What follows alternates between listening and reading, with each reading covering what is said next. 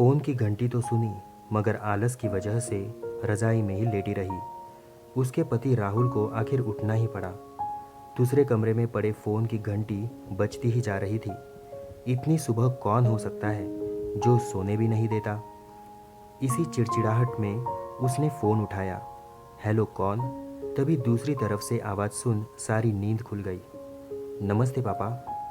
बेटा, बहुत दिनों से तुम्हें मिले नहीं, सो हम दोनों 11 बजे की गाड़ी से आ रहे हैं। दोपहर का खाना साथ में खाकर हम 4 बजे की गाड़ी से वापस लौट जाएंगे, ठीक है? हाँ पापा, मैं स्टेशन पर आपको लेने आ जाऊंगा। फ़ोन रख कर वापस कमरे में आकर उसने रचना को बताया कि मम्मी पापा 11 बजे की गाड़ी से आ रहे हैं और दोपहर का खाना हमारे साथ ही खाएंगे। रज़ाई में घुसी रचना का पारा एकदम 7वें आसमान पर चढ़ गया। कोई इतवार को भी सोने नहीं देता। अब सबके लिए खाना बनाओ, पूरी नौकरानी बना दिया है। गुस्से से उठी और बाथरूम में घुस गई। राहुल हक्का बक्का होकर उसे देखता ही रह गया। जब वो बाहर आई तो राहुल ने पूछा, क्या बनाओगे? गुस्से से भरी रचना ने तुनक के जवाब दिया, अपने को ही तल के खिला दूंगी। राहुल चुप रहा और मुस्कुराता हुआ तैयार होने में लग गया। स्टेशन जो जाना था। थोड़ी देर बाद गुस्सैल रचना को बोलकर वो मम्मी पापा को लेने स्टेशन जा रहा है। वो घर से निकल गया। रचना गुस्से में बड़बड़ाते हुए खाना बना रही थी। दाल सब्जी में नमक मसाले ठीक है या नहीं, इसकी परवाह किए बिना बस करछी चलाई जा रही थी। कच्चा पक्का खाना बना। मन नहीं था, फिर भी पराठे तलने लगी, तो कोई कच्चा तो कोई जला हुआ। आखिर उसने सब कुछ खत्म किया। नहाने चली गई। नहा के निकली और तैयार होकर सोफे पर बैठ के मैगजीन के पन्ने पलटने लगी। उसके मन में तो बस यह चल रहा था कि सारा संडे खराब कर दिया। बस अब तो आए, खाए और वापस जाए। थोड़ी देर में घर की घंटी बजी तो बड़े ही गुस्से से उठी और दरवाज़ा खोला। दरवाज़ा खुलते ही उसकी आंखें हैरानी से फटी की फटी रह गई और मुंह से एक शब्द भी नहीं निकल सका। सामने राहुल के नहीं, उसके अपने मम्मी पापा खड़े थे, जिन्हें राहुल स्टेशन से लाया था। मम्मी ने आगे बढ़कर उसे झिंझोड़ा। अरे क्या हुआ? इतनी हैरान परेशान क्यों लग रही हो?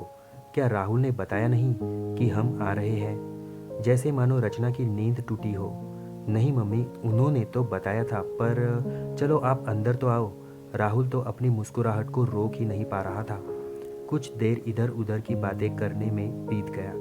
थोड़ी देर बाद पापा ने कहा, रचना गप्पे ही मारती रहोगी या कुछ खिलाओगे भी? यह सुन रचना को मानो सांप सूंघ गया हो। क्या करती? बेचारी को अपने ही हाथों से बनाए कच्चे और जले हुए खाने को परोसना पड़ा। मम्मी पापा खाना तो खा रहे थे, मगर उनकी आंखों में एक प्रश्न था जिसका वो जवाब ढूंढ रहे थे। आखिर इतना स्वादिष्ट खाना बनाने वाली उनकी बेटी आज उन्हें कैसा खाना खिला रही है? रचना बस मुंह नीचे किए बैठी खाना खा रही थी। मम्मी पापा से आंख मिलाने की उसकी हिम्मत नहीं हो पा रही थी। खाना खत्म कर सब ड्राइंग रूम में आ बैठे। राहुल कुछ काम है, अभी आता हूँ कहकर थोड़ी देर के लिए बाहर निकल गया। राहुल के जाते ही मम्मी, जो बहुत देर से चुप बैठी थी, वह बोल पड़ी, क्या राहुल ने बताया नहीं था कि हम आ रहे हैं? वो तो अचानक रचना के मुंह से निकल गया। उसने सिर्फ यह कहा था कि मम्मी पापा लंच पर आ रहे हैं। मैं समझी उसके मम्मी पापा आ रहे हैं। फिर क्या था? रचना की मम्मी को समझते देर नहीं लगी कि ये मामला है। बहुत दुखी मन से उन्होंने रचना को समझाया, बेटी, हम हो या उसके मम्मी पापा, तुम्हें तो बराबर का सम्मान करना चाहिए। मम्मी पापा क्या, कोई भी घर आए तो खुशी खुशी अपनी हैसियत के मुताबिक उसकी सेवा करो। बेटी, जितना किसी को सम्मान दोगी उतना तुम्हें ही प्यार और इज्जत मिलेगी।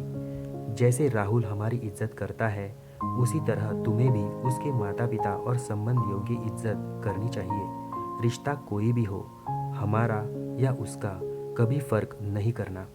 रचना की आंखों में आंसू आ गए और खुद को शर्मिंदा महसूस कर उसने मम्मी को वचन दिया कि आज के बाद फिर ऐसा कभी नहीं करूँगी। धन्यवाद।